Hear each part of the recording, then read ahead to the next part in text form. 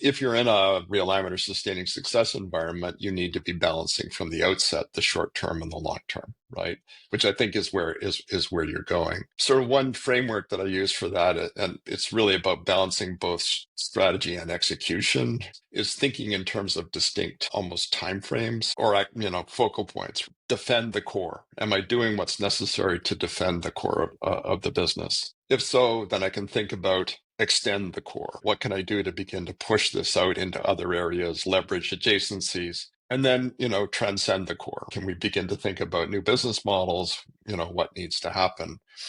And I find that if you kind of frame it in terms of those sorts of buckets, it really helps you understand what it is you need to be focusing on. So I think that's part of the story. I think the other part of the story too is this idea of quick wins, which you sort of mentioned.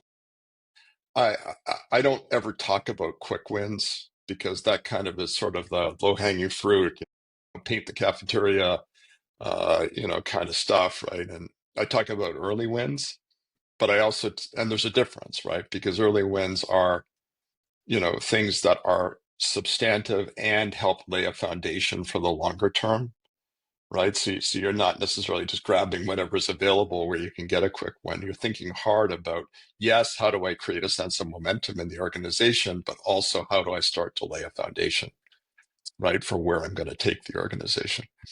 Underlying all of that is a critical idea, which is transitions are about momentum, right? They're about how do you create momentum.